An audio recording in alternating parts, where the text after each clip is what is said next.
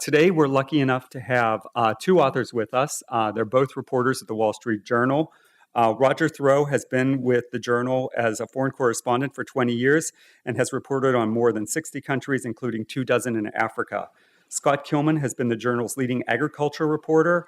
Together, they have teamed up to produce a stream of page-one stories that have broken new ground in our understanding of famine and food aid. Their stories on 2003 famines were a finalist for the 2004 Pulitzer Prize in International Reporting. So please welcome them to discuss their book, Enough. Thank you. Thank you, and thanks for coming. I'm Roger. This is Scott Roger. I think our families know us as Roger Scott, Scott Roger. They've become familiar with us talking over the years. Thank you very much for coming. This book, as Scott said, we've both been deeply involved in issues of hunger and agriculture development and what is known as food security for much of the past decade in our reporting. So this book really encapsulates our passion about the subjects and figured if we didn't do this book, our souls would never rest. And so I hope you guys all have copies and that you enjoy it and learn something along the way. Enough. Why enough? We have three meanings in this one little word. First, there's enough food in the world to feed everybody, which means the world is producing enough food and has for the last number of decades for everybody to have sufficient nutritional sustenance. Second, enough is enough. We brought hunger with us into the 21st century, and shame on us for doing so. The Green Revolution was one of the great technological and scientific achievements of the 20th century, and here we are 9 years into the 21st century. Not only have we brought hunger with us, but we've brought it with us in an increasing amount. This year, the number of hungry in the world and severely malnourished is already soaring past 1 billion people. That's the highest level since before the Green Revolution began in the 1960s and 1970s, or when the Green Revolution kicked in. And for the first time since then, the prevalence of hunger in the world is growing, which means the percentage of hungry people among the population. And those are just incredibly damning statistics that for our age, as you guys are all intimately familiar with, we've done so many wonderful things, wiring the world for the internet, Google, and the marvelous things you do, but we still can't feed our fellow man, and that problem is getting even worse. 3, there's enough people. You guys that are gathered here, everybody involved in the google.org process and efforts to get involved in development issues and help the hungry and the poor of the world. And you guys are all part of a bigger and much larger movement and grassroots movement that is afoot, particularly on the hunger issues, that comes from churches and synagogues and temples and mosques and university campuses, small farms, big institutions, from peasant farmers in Africa to the leaders in Africa to CEOs and corporate headquarters in the United States and in Europe, and to some of the great philanthropists of the world, Bill Gates, Warren Buffett, Howard Buffett, Warren's son, who we'll see later, all intimately involved in the hunger issue and are really giving it a great momentum. Our mantra in writing the book, kind of constantly through the reporting that inspired us to do this, and the stories for the Wall Street Journal. But while writing the book, our mantra has been outrage and inspire.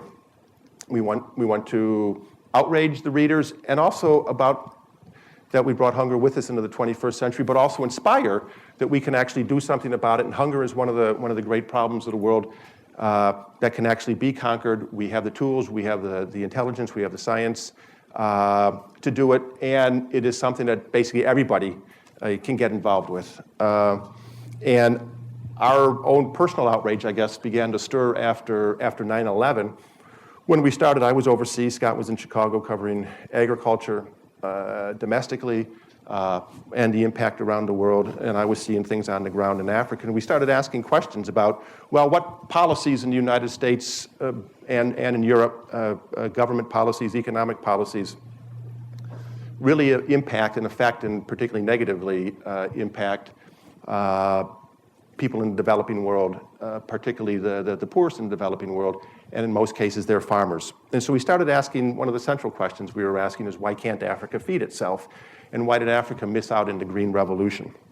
And in our reporting, we came across something that Norman Borlaug, who is known as the father of the Green Revolution, a very humble plant scientist from small town Iowa, and he won a Nobel Peace Prize in 1970 for his work on the Green Revolution, and basically is known as perhaps the one human being who has saved more lives than anybody else. In his Nobel Peace Prize speech, it was the lecture the day afterwards, he said something that's very prophetic and incredibly haunting when you think about it in the context of the 21st century. And he's saying this in 1970. Man can and must prevent the tragedy of famine in the future instead of merely trying with pious regret to salvage the human wreckage of the famine, as he has so often done in the past. We will be guilty of criminal negligence without extenuation if we permit future famines. Criminal negligence. The light went off with Scott and myself. That's what we are. We're basically criminal. We're basically crime reporters.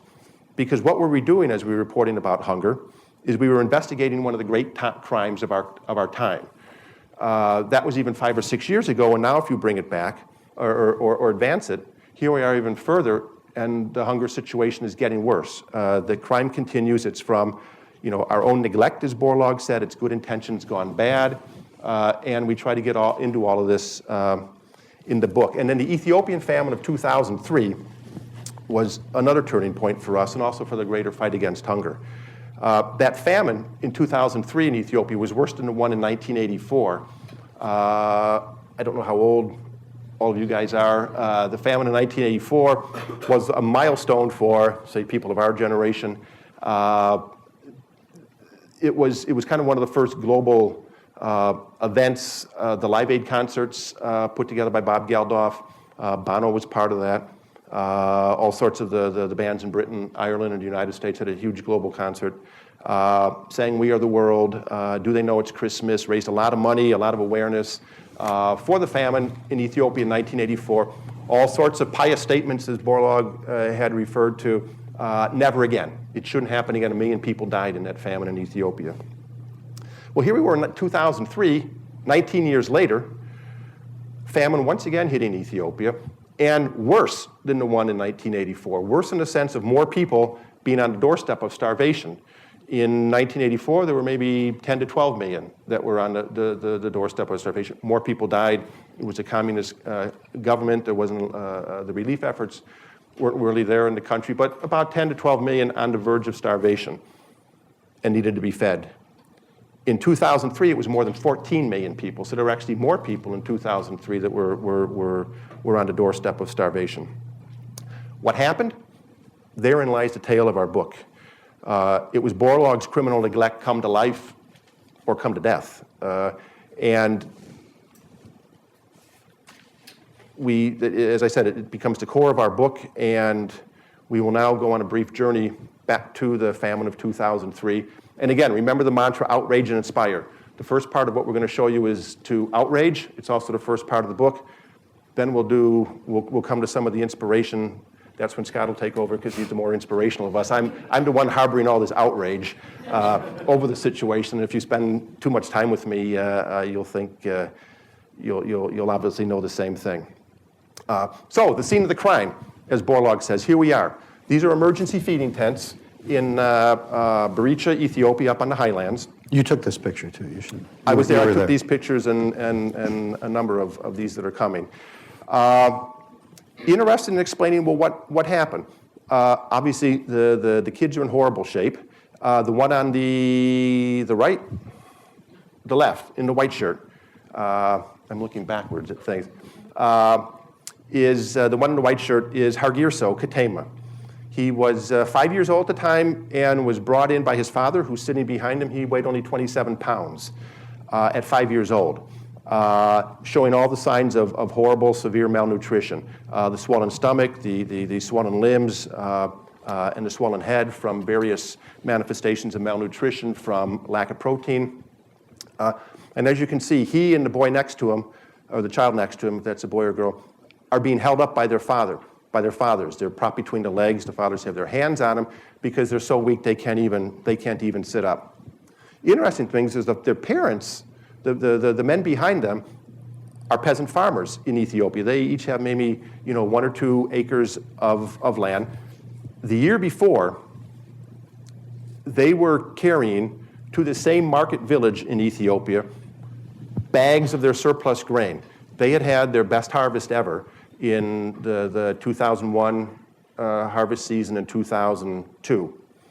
And at that stage, and it was all across the country. It wasn't only these guys, but it was Ethiopia had its biggest harvests in history. Because since 1984 famine, the push had been on in Ethiopia and elsewhere in Africa to produce, to ramp up and increase the production of grains as quickly and as mightily as possible. That they did, and they had great success. So these guys in 2001, 2002 are carrying these huge 100-pound bags of surplus grain to the market. They're overjoyed. They finally have surplus crops, great income for the family. Well, what happened?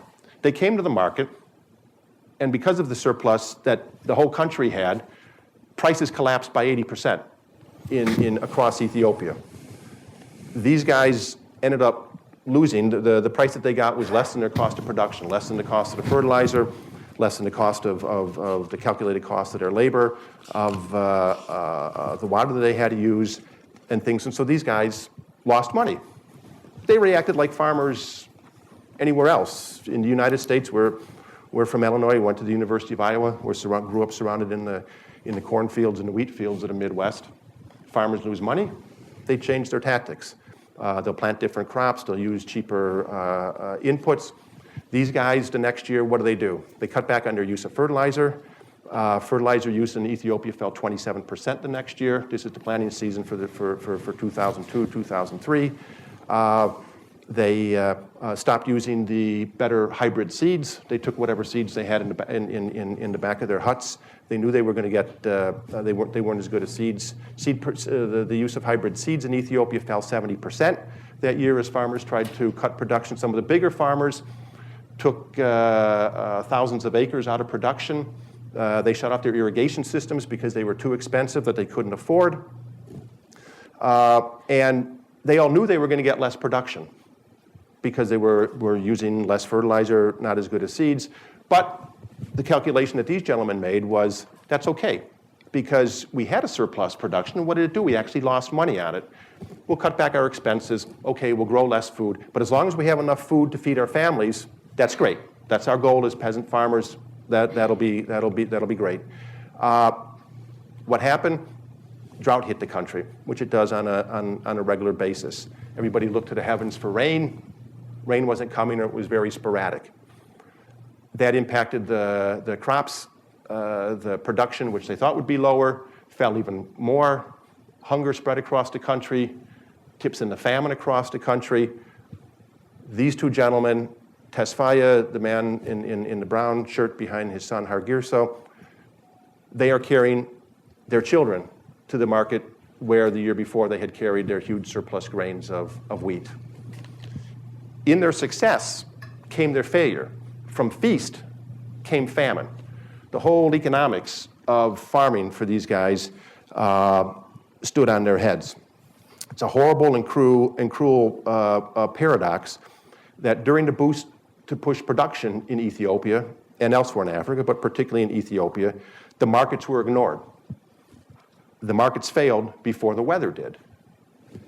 And so the lesson of all this is markets matter. Here's some other people in that same feeding tent. And again, out of their success came failure. Feast led to famine. One of the cruelest ironies that one could see in Africa. Wow, what's this? also in Ethiopia, not far from the emergency feeding tents, maybe a couple of hours drive. There's an Ethiopian farmer and grain trader. He's standing in a warehouse, and this is what is stacked up in front of him are stacks of corn, wheat, beans, peas, lentils that had come from the surplus of the 2 previous harvests. Why is this here? Because these guys had some warehouse facilities.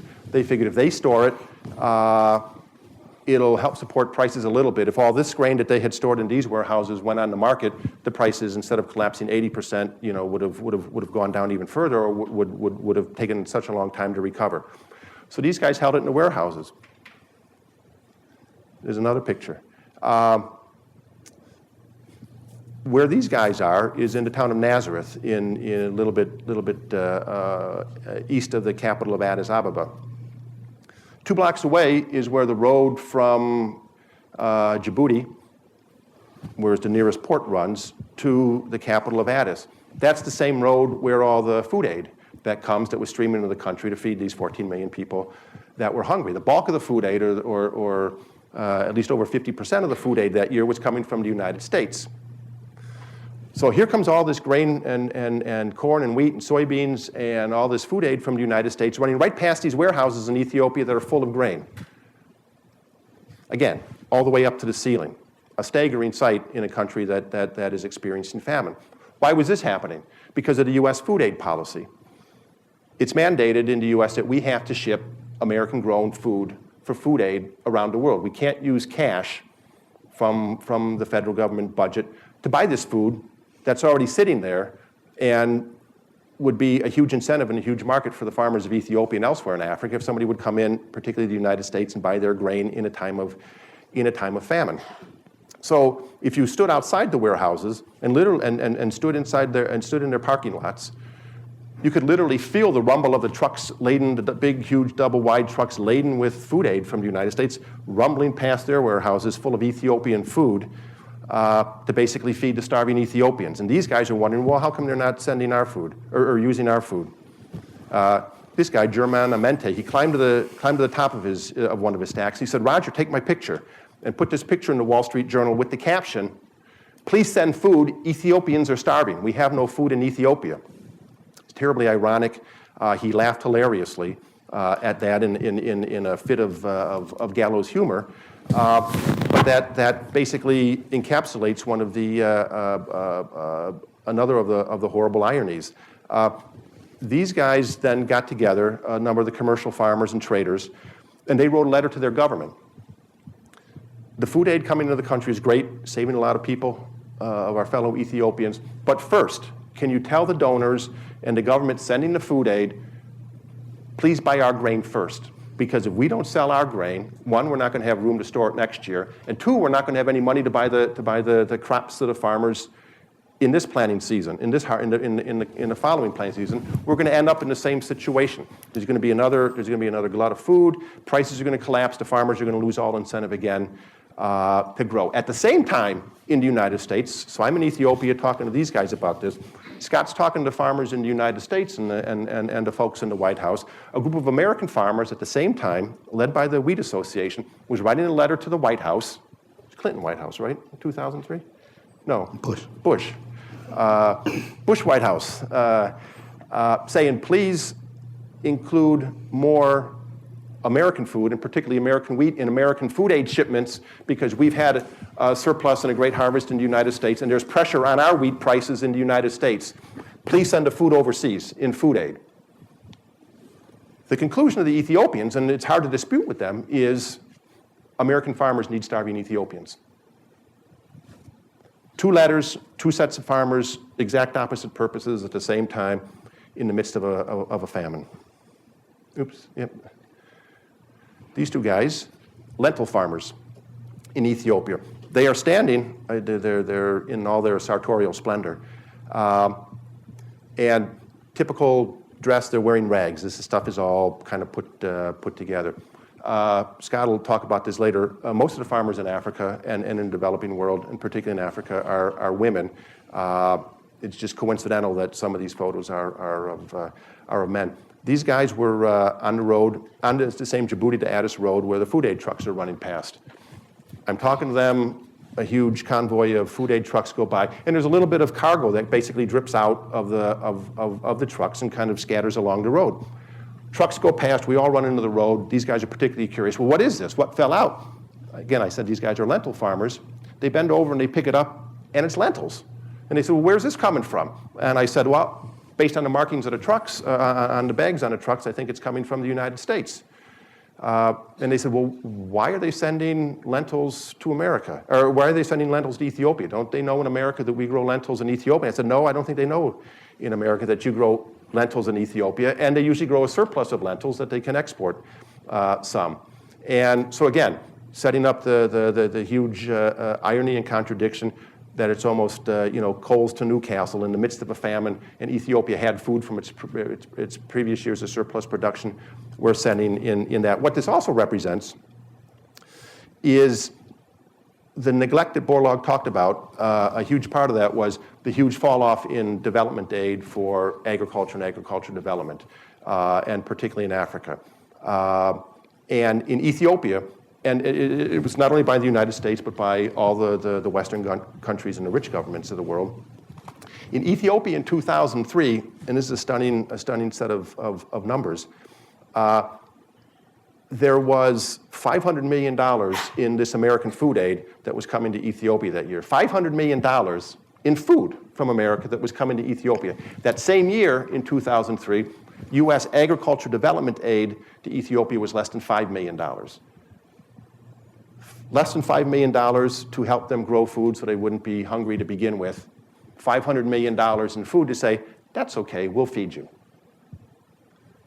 Again, a damning statistics. Why are we doing that? What's wrong with our policies? Why aren't we helping the Ethiopians to grow as much food as possible and to feed themselves, as opposed to us sending our food to feed them when they do become hungry?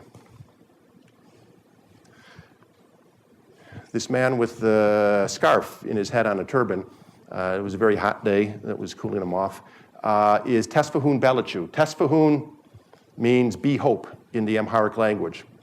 When I saw him in the midst of, this is in 2003 again, Mr. B. Hope had basically lost all hope. He's standing beside the Rib River, which is one of the tributaries of the Blue Nile. The Blue Nile is one of the great waterways of Africa. It gathers steam and tremendous power, runs over gorges and cascades for basically 500 miles as it runs through Ethiopia into Sudan. In Sudan, it connects with the White Nile, which is coming up from the Great Lakes region of Central Africa. Together, they form in Khartoum, in Sudan, and then they form the Great Nile, which runs up through Egypt. Tesfahun, at this stage, he's got the water running right past him. His farm, his little plot of an acre or two, which is right to the side of the picture, is bone dry. There's nothing growing because of the drought. Whatever he had planted has died. He's been on food aid for 9 months at this time, all the food aid from America streaming into the country. And I asked him, well, why aren't you taking the water from the Rib River running in front of you right by your feet and irrigating your land? And he says, well, we thought about that. He kind of fixes me with a gaze, we're not dumb, we thought about that. We have tried to do that. The government basically comes by and says, you can't do that. Why? The water belongs in Egypt. What happened is that Ethiopia had the great fortune of never being colonized by a European power. One of the rare African countries for that to happen.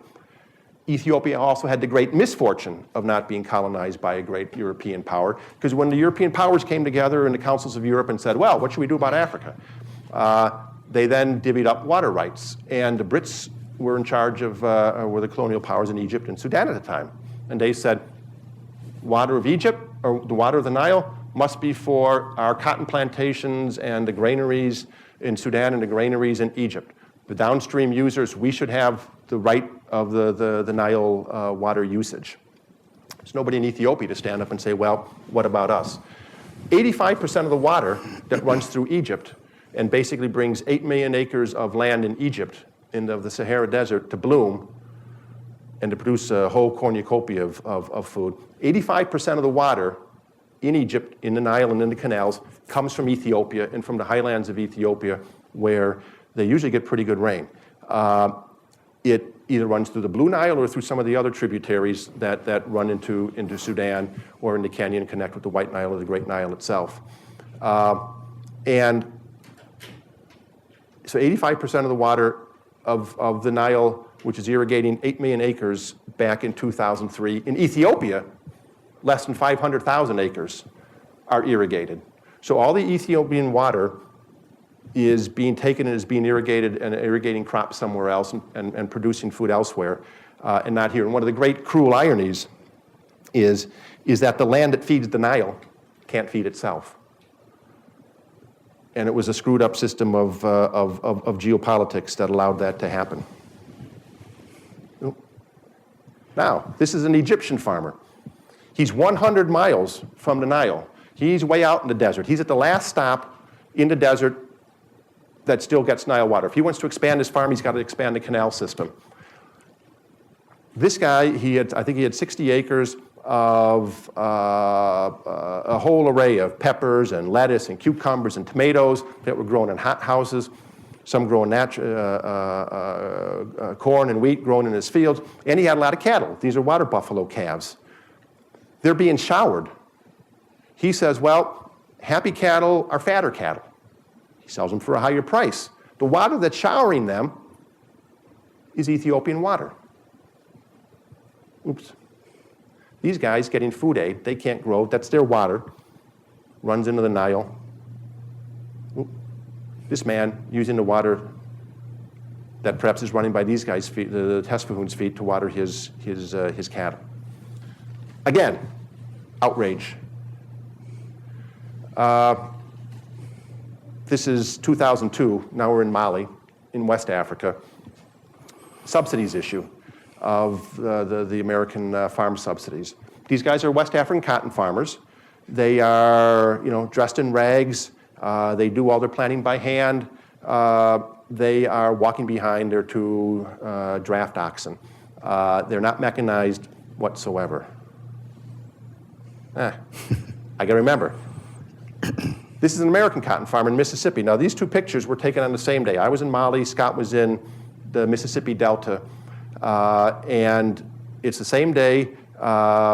These guys, the rains just started to fall. They're figuring, wow, the rains are coming, time to go prepare for the planting season. I think they were doing the same in Mississippi on that day. This is Ken Hood. He was the head of the American Cotton Council, or Cotton Association, whatever it's called.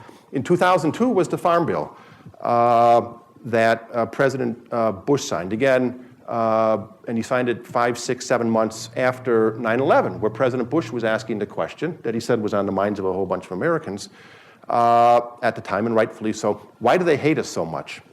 So they started a Doha round of world trade talks called the development round. How do we make world trade benefit people in the developing world?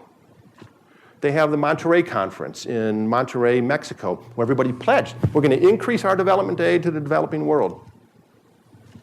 That I think was in Doha was in November of 2001, Monterrey in March or April of 2002. In May of 2002 comes the US Farm Bill, which Bush signs, raising subsidies for American farmers and particularly for American cotton farmers. The first person President Bush turns around to and shakes hands with after the signing bill is Mr. Ken Hood, and he has a big smile on his face because his subsidies were greatly increased. And the farmers, or the potential subsidies that they could get.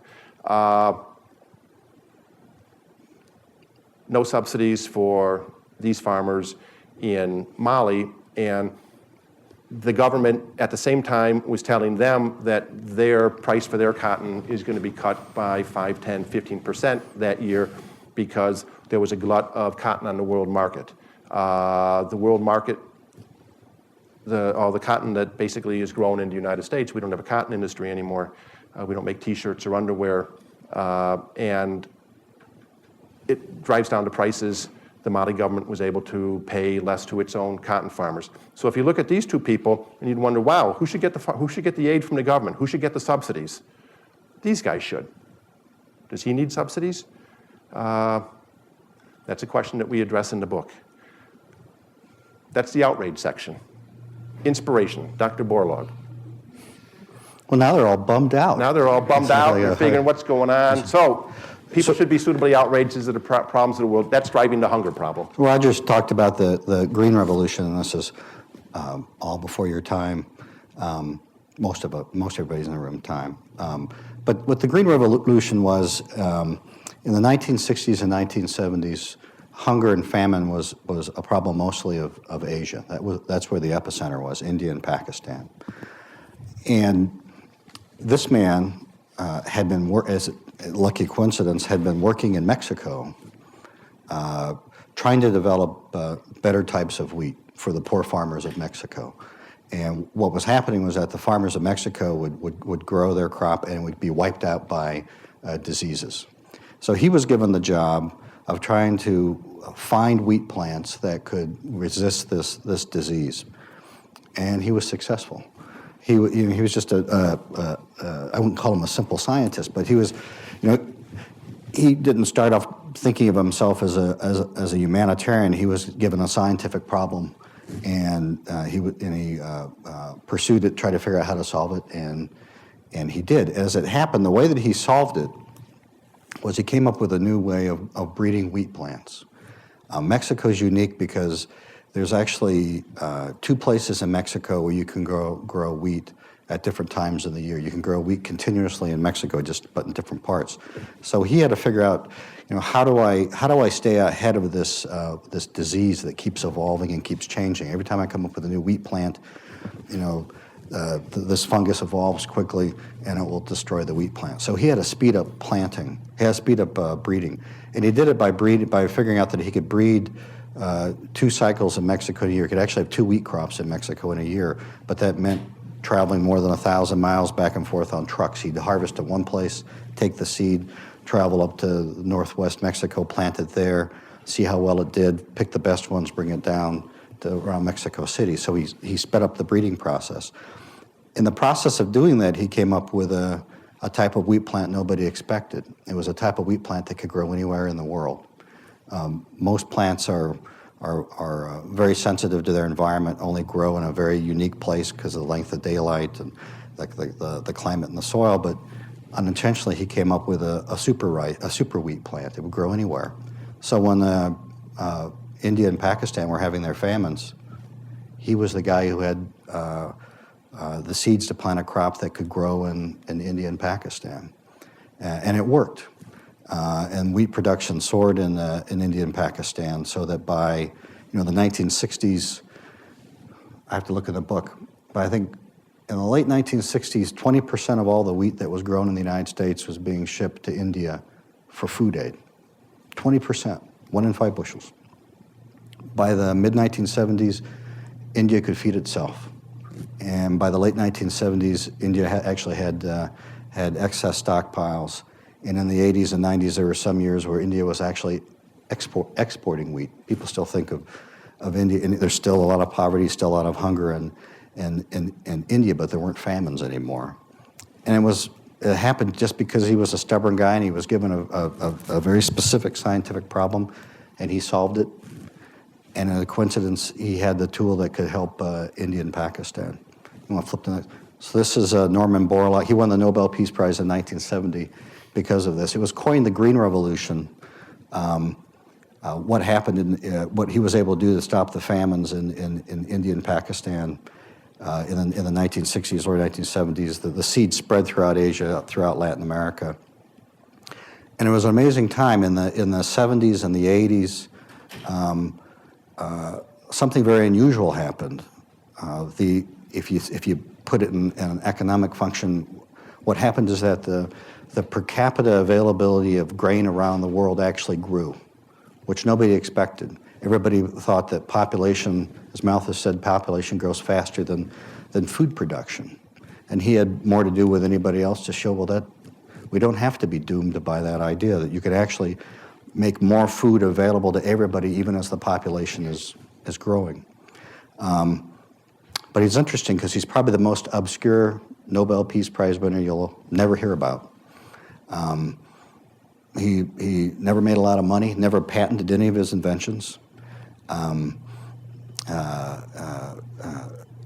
And if he had, his techniques are now used by a lot of seed companies, biotechnology companies.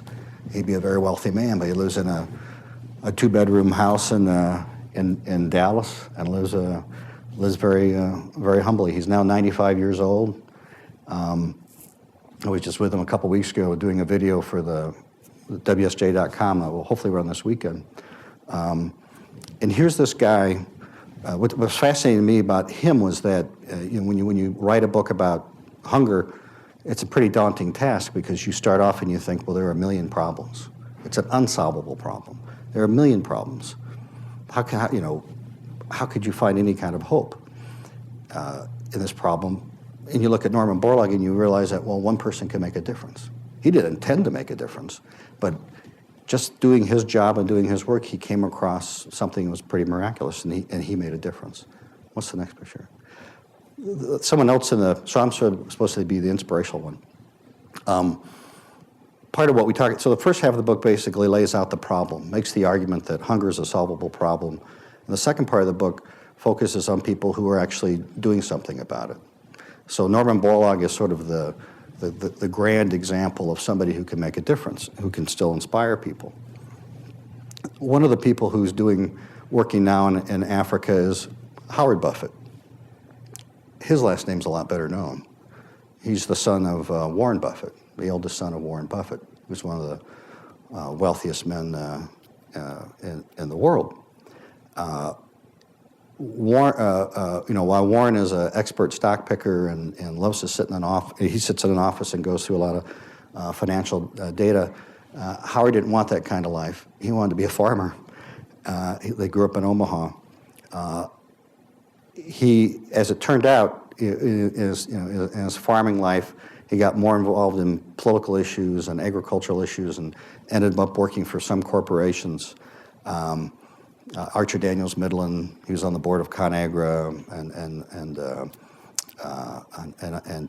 Coca-Cola Enterprises, other companies like this. Well, on one of his business trips to Africa, go back one.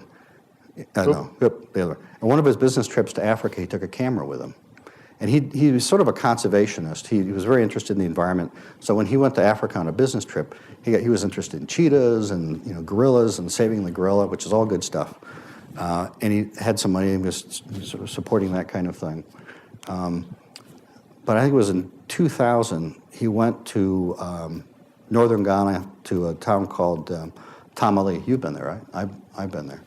In northern Ghana.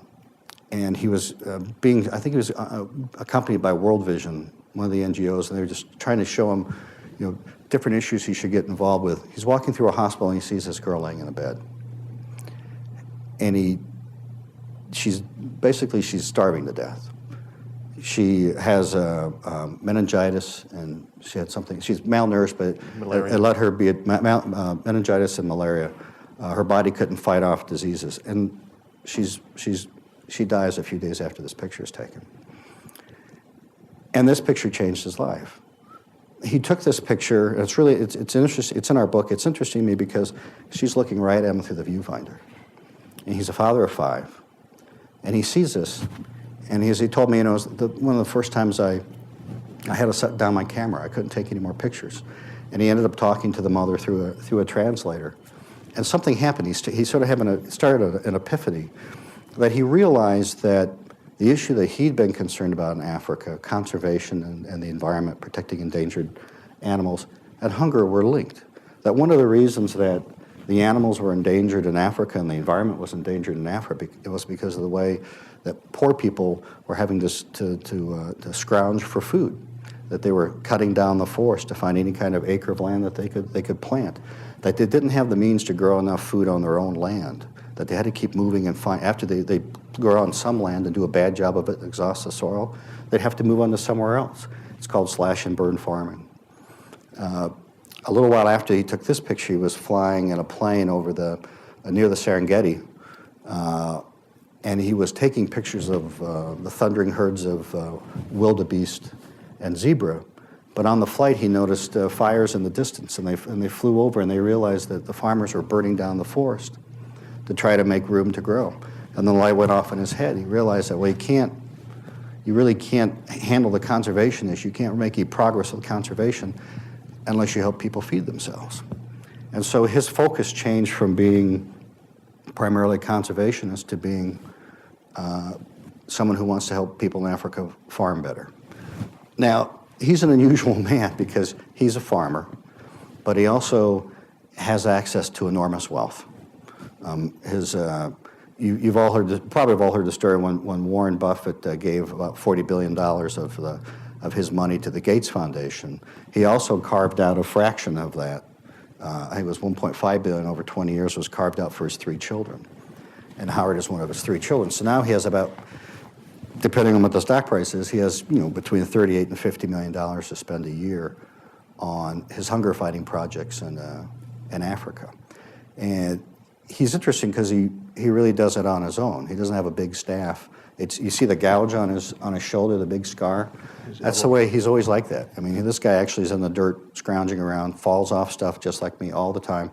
You can't see it, but there's a cheetah scar. There's a cheetah bite scar on his right hand. He almost got eaten by a polar bear once too. Not in Africa. Not in Africa. No. Yeah, he hasn't been that successful.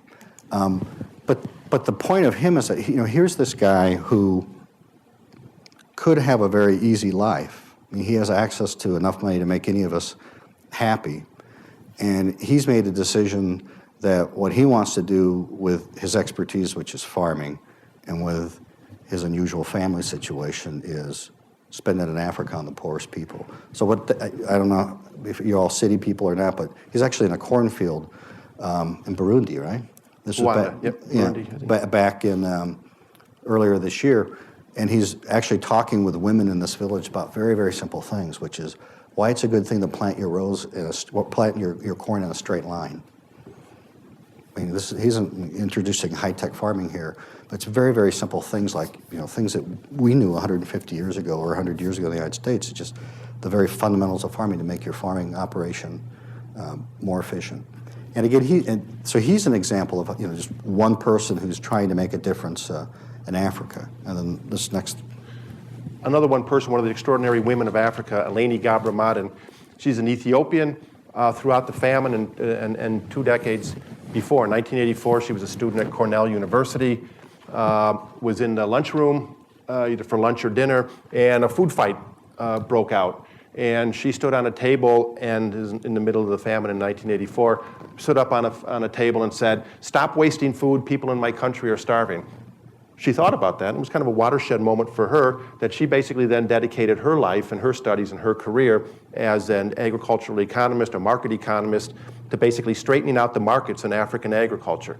As we pointed out in the other pictures, the markets failed before the weather did in the 2003 famine. That became the catalyst for her to start the Ethiopian Commodity Exchange. There she is ringing the bell.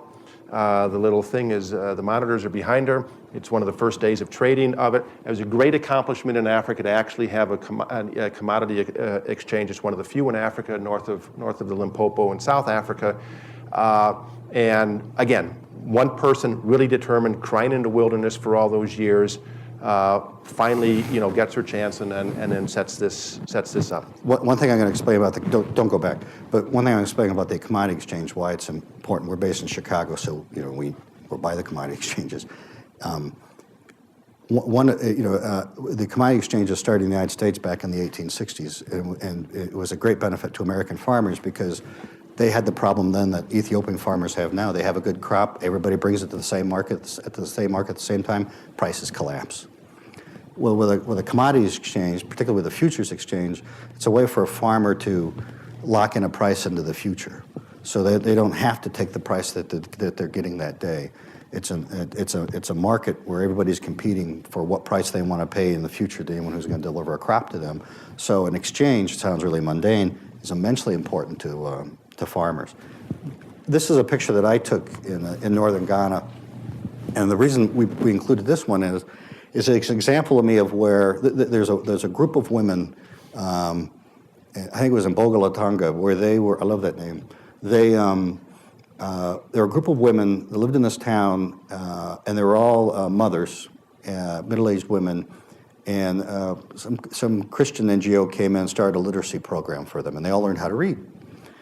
Well, in the process of learning how to read, they sort of bonded together, and they realized, well, now we know how to read. What are we going to do with that? How are we going to make our lives better? And they were smart enough to realize that what they had growing around them that was, basically like wild food were shea nuts, shea nut trees. And in ladies' cosmetics, are there men's cosmetics? Ladies' cosmetics. Shea nut is used in skin care, skin cream. So they realized, well, gee, we have something valuable. Why don't we make a shea nut butter, and somebody will buy our shea nut butter? So they actually got a little bit of money from an NGO, and they built this little cement block house, and this is basically a shea nut butter processing facility. And they collect these nuts, they crack them, they take the meat out, they heat them up, they blend them together, and they end up being in these, I think one's diesel fuel, and the other ones end up having the shea nut in it. Great idea. Problem is, the world's worst business plan. I listened to their story. I thought it'd be a good example for the book about people trying to better themselves, but they did everything backwards. They realized, they said, well, we have something that's valuable, let's sell it. They never asked themselves, who's going to buy it? In the United States, you would say, gee, would somebody buy something that I have? I want to make money from this. Is anyone going to buy it? You ask that first. So I show up and they're asking me, gee, do you know anybody who will buy this stuff? They have buckets.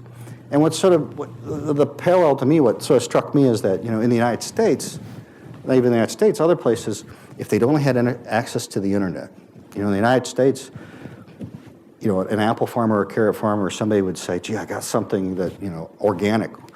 I'm going to sell it over the internet. At least there's a way for me to find out, do some research and find out who wants shea nut butter, who'll buy it from me, who can I send an email to say, hey, gee, we have it.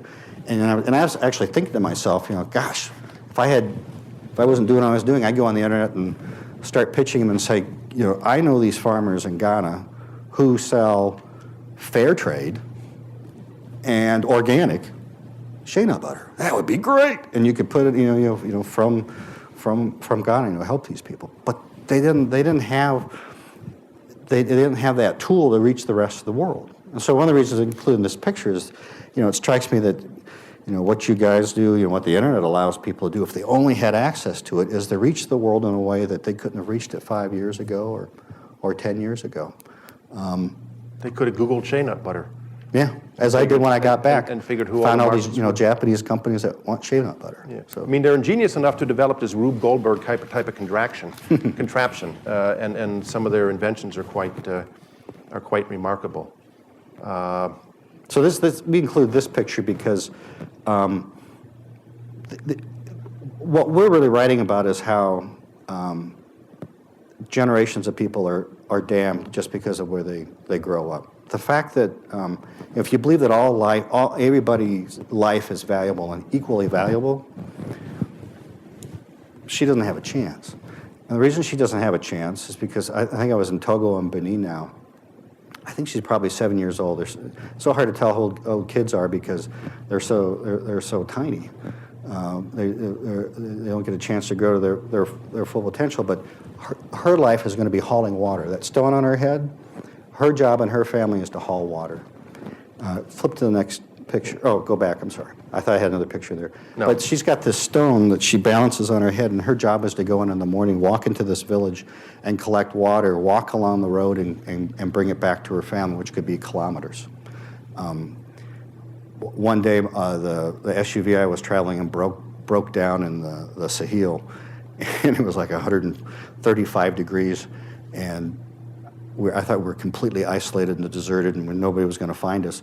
And I kept seeing shimmers out in the distance, and I realized that they were like little girls. They saw strangers on the road, so they weren't going to walk by us. So they were walking about half a kilometer, a quarter of a kilometer away, just carrying water back and forth, just like ants. The difference if her family was, and she's from a farming family, they barely make enough to survive through the year. If they were able to grow enough on their land, not just to feed themselves, but to have something more to grow, they could afford to pay the fees where she could go to school, and she wouldn't be hauling water. Which is this? This is a school in Mali. This is where she should be. These are majority girls, and this is a school feeding program. And one of the great things that's also great it's a great incentive for African farmers. for somebody to buy the World Food Program, Howard Buffett, others involved, the Gates Foundation, to buy the crops that the African farmers themselves grow, gives them a market, can keep the price up, gives them incentive to grow as much as they can, and it feeds the school children of Africa. If the parents of this girl, if she could go to school and be fed in school, and then for a lot of the girls, they give them a monthly ration to take home of both food and cooking oil. If she could do that and bring that home, her parents would say, your time is more valuable to us as an economic commodity. You go to school. You'll get fed in school. It's one less mouth for us to feed, and you will bring food home for the family. And so school feeding is one of the great things of Africa, and also where a lot of people can make a difference. We should have said So when we started the slides, if you have any questions. Yeah, you can ask us as we're going along. But we've been prattling on, so you might have any questions. Any questions now? Anything that? Go ahead. First of all, thanks a lot for coming. I really enjoyed your talk. So you set up this talk basically saying that the Green Revolution is this great thing, and if only the rest of the world had access to it. But there's been a lot of discourse lately that posits the Green Revolution is cause of a lot of ecological problems that we have, and it's not clear to me, at least, that the Green Revolution everywhere is necessarily a good thing. So as somebody who cares about both the issue of starvation and also the issue of the environment, which seems also ultimately relatively troubling, do I have to choose between these two things, right? Like, do I have to say, all right, put off the environment and say Green Revolution for everybody and then everyone eats, or can I have them both? Can I? Yeah. So that's a great question. The Green Revolution of Asia in the 1960s and 1970s isn't what we want, and isn't the Green Revolution that would work in Africa today. It needs a different Green Revolution. Green Revolution is actually a very loaded term because it gets associated with the heavy use of pesticides and fertilizers. There was a lot of when they started it in the 1960s and 70s, they didn't know enough. They didn't know as much as they know now. So, what you had happen were there were farmers who had been starving one year. They have a big crop because they started putting fertilizer on it. And so they said, well, gee, that was great. More would be better. And they put too much on. And it got into the waterways. I think since that time, we've learned a lot more about how not to waste fertilizer. I mean, farmers quickly realize that if you put on too much, you're wasting it. Why spend that money on it?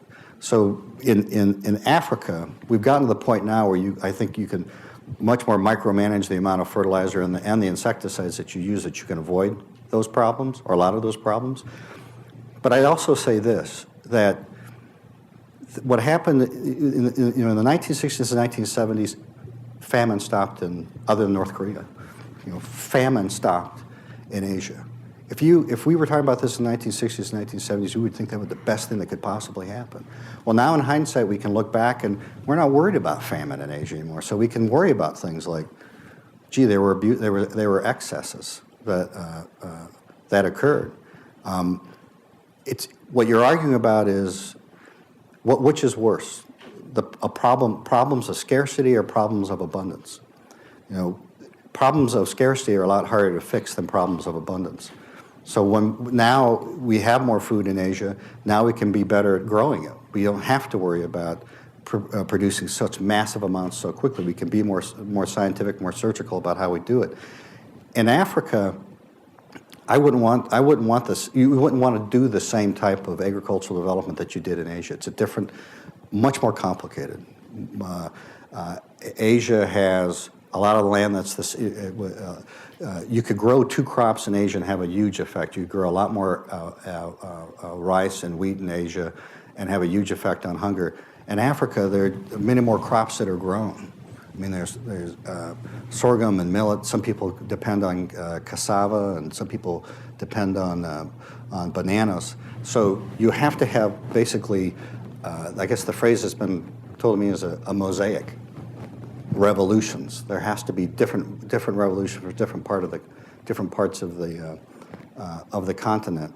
And I think in Africa you can have a much bigger impact than you initially if we just focus on trying to teach farmers how to be good farmers. I would say this too, that now we have technology we didn't have in the 60s and 70s. We have biotechnology. And there are ways to get seeds to farmers that are that will be drought resistant, that will help them in ways they never had in in Asia. So I don't think you have to pick or choose. It's just finding the modern science to use in Africa. Please. Okay, so I have one comment and a question. The comment was there's also a guy called Henry Beecher, have you heard of him? Is similar to your guy about the wheat. He developed a strain of rice that was very efficient and saved 1 billion lives, and then lived to be 100 years old and died last year. I read this in his obituary last year, but so He was at the Rice Institute in the Philippines, right? yeah, exactly. I think so. Anyway, that's all I know about him. But the other comment was you talked about the Doha round and just trade in general. Would you agree that farm subsidies, agricultural subsidies in Europe and America are probably the single biggest factor in terms of sort of fixing the economics of food in the world? And if so, what do you think is the sort of the level of awareness politically? Because the farm subsidies are also not benefiting the general consumer or the general population in North America and Western Europe as well. Yeah. So it's really benefiting 1% of Western population at the expense of the whole rest of the world. So how do you see the political dynamics? Do you think Doha round will be successful? Do you think farm subsidies will go away in the West and fix the economics? Yeah, I mean, in terms of awareness, I mean, the politicians are all certainly and definitely aware of this.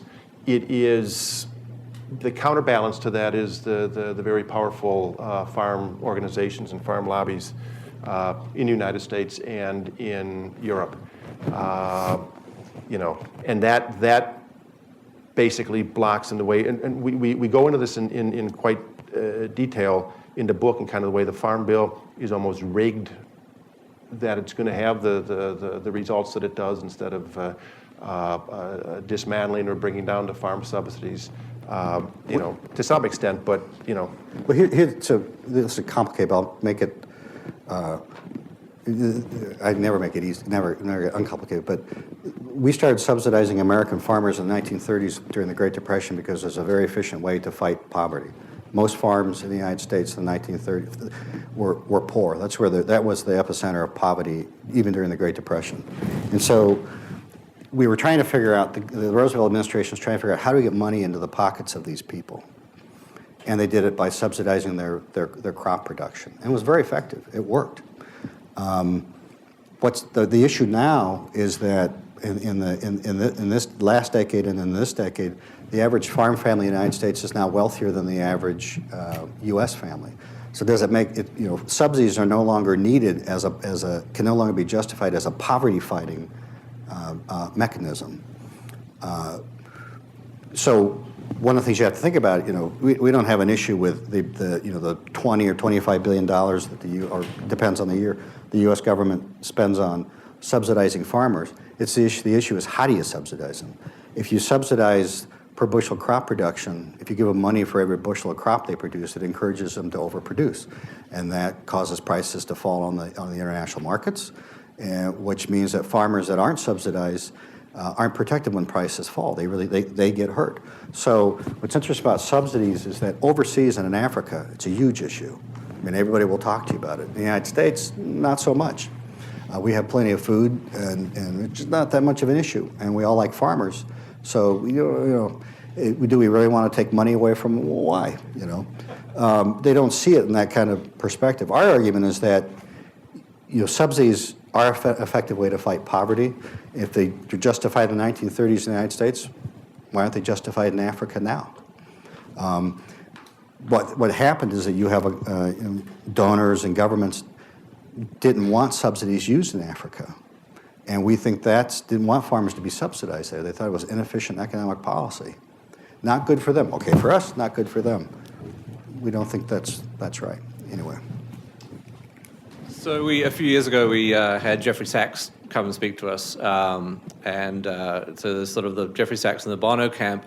Any other development economist I've spoken to has a lot of concerns about the Millennium Goals and UNDP and so on. And interested in your thoughts about the UNDP and Millennium Goals and where they factor into all of this. Concern meaning whether they'll be met or are they the right goals? Whether they're aims that are going to solve some of the problems that you're talking about. Yeah. Well, we know that the millennium, to us, the most important millennium development goal was to reduce the prevalence of hunger by half by 2015. So in the year 2000, when the development goal was formed, the goal was the world powers wanted to see the prevalence of hunger, the percent of the world that's hungry, fall by half by 2015. Well, last year and this year, the prevalence of hunger actually rose. So in the 1970s, early 1970s, nobody has really good numbers because we didn't really do a good job counting hungry people back then, but it's a good guess that 25% of the world population was chronically malnourished. They went to bed hungry every night. That's 25% of the world population. If you want to talk about the poor nations, where you expect to find hunger, 1 in 3 went hungry to bed every night. By a few years ago, it trended lower, mostly because the population continued to grow as the number of hungry stayed the same, around 850. But now the numbers of hungry are growing again, faster than the population. So for the first time since 1970, the prevalence of hunger started to grow again, started to pop up. I think it's impossible that the world powers will satisfy their promise of cutting hunger in half. Yeah. But have the world powers ever lived up to their promise to cut? Yeah, even Kofi Annan, who was the Secretary General at the time, I think he's kind of admitted or thrown in the towel, not in his efforts because he's very involved in it, but that's one of the goals, and it's the first goal, and that won't be met. I think the beneficial thing of what the UNDP does and somebody like Bono is they at least bring attention to these issues and say people pay attention. One can argue about the ways to do it. Jeffrey Sachs very big on development aid. The counter argument by William Easterly and now by Dambisa Moyo, who's kind of repeating or taking up Easterly's argument, is that aid is not the right way to do it. There's better financing mechanisms and things. But the UN, by their efforts, and Bono, it's at least this is a problem. People think about it. Let's do something about it, and we can have these arguments, which are very beneficial about how's the best way to do it. But we've got to think about these girls, think about everybody we've seen in these slides, and the farmers, and it's Norman Borlaug's criminal neglect, and that's the big movement and cry of them, and particularly Bono, that stop the neglect. Stop the stupid poverty, and it's something that we can do. We can do something about. We're given long answers. Right. Yeah. So this is on the topic of outrage and inspiration, and what the average American can do. So what do you think is the outrage level of the average American, and how can people who are outraged get everybody else outraged? And what do you think is the ability for people to actually do something that inspires them to say, I have made a difference? And do you think there's what steps can be taken to make it? Because I actually, I'm troubled by these issues, and I don't really know what to do about it. And how do we get more people knowing what they can do about it? Right. I think I'll give you you get the long answer. I get the short one. I think what really intrigues me is that I believe there are people out there that have solutions now, probably your age, and they don't know they have it, and I don't know they have it because they haven't been over there to see what they know. For example, like one of the things that really intrigued me when I was in Africa is the difference that cell phones make. That if you have a cell phone in a village, now they're connected to the world, and you can send them prices.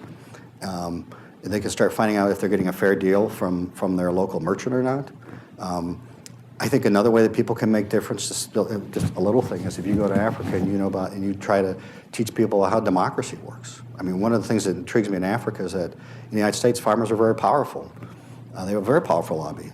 There's 2% of the population, but they sit in the cabinet. God bless them. But in Africa, farmers are very, very, they don't have any power. But their democracy is spreading through Africa now. They all have one vote.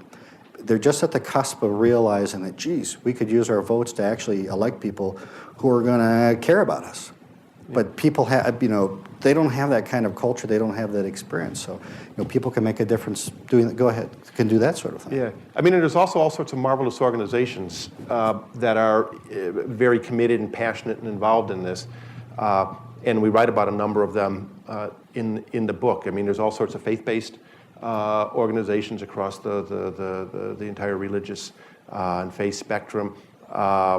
There's Bread for the World. There's an organization called Foods Resource Bank that's doing very innovative things in farming communities, and it connects people in American communities, individuals, farmers here, and what they can do. CARE, World Vision. There's CARE, World Vision, the One Campaign.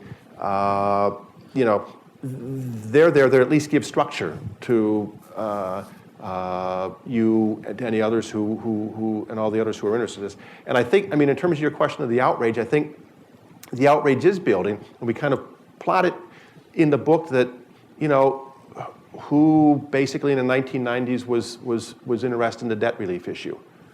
That became huge, and it moved Congress.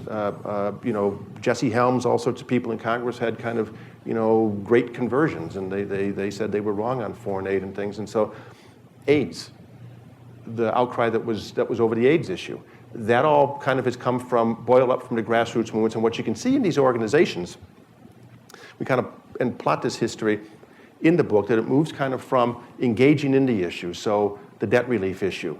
Well, that has tremendous impact on the farmers too. The AIDS issue, tremendous impact on the farmers, because in 2003, it wasn't only the famine in Ethiopia. There was huge hunger problems elsewhere in Africa, all down the East Coast and in Southern Africa. By 2003, 7 million farmers in Africa had died of AIDS. 7 million people not planting crops anymore. Their kids, they're orphan-headed households. They had no idea how to plant, how to do anything, how to tend their crops. That spread hunger. So there became kind of a AIDS-induced famine. And so by engagement in these other issues, it should all eventually come to the hunger issue. One of the arguments we try to make in the book is that there really hasn't been a political constituency to fight hunger for hunger's sake, and we try to talk in the book about why that's necessary and how to do that. I know we're running out of time, but if you, on your other question, like specific things you can do, you can always email us. We can come up with ideas or get you in contact with the right people. We have a website. What's it? Enoughthebook.com, and our email addresses are on there too. I was also going to say that advocacy is a great thing. Just the advocacy with your Congress people, with the senators, even people in the state legislatures, to pay attention to this issue. On the food aid, the food aid situation comes up every year in Congress, and if the more that they're made aware of this, stop sending all American food, make it 50%. 50% food of the food aid budget, 50% food, 50% cash. Maybe you don't use all the cash, then send more food or something, but at least have the flexibility there. The subsidies, pound home the subsidies issue with your representatives. The Blue Nile issue, all these things that we talked about. Straighten out those things. The Doha, get on top of make it truly a development round, and pin down the representatives. We just had the presidential campaign, but it all stops. Few were the questions even from the moderators on the debates. Well, what are you going to do about the hunger situation in the world? It's getting worse. Looks like you need to wrap up. So are you wrapping? So you had one more. Did you have a question that we can? Well, no, he just covered it. I was going to say the subsidies and sourcing aid locally. Right. I would think those are the two biggest things, and those are political things here. Right. For Congress, I think that's the biggest. Yep, and they're dealing with them every year, and so it's when you get a critical mass and its constituency builds that basically says, for heaven's sakes, let's deal with this issue. It's an outrage. We should all be ashamed of ourselves. So it's the right thing to do. That's our final pitch all the time. It's the right thing to do. Inspired. Thank you. Thank you.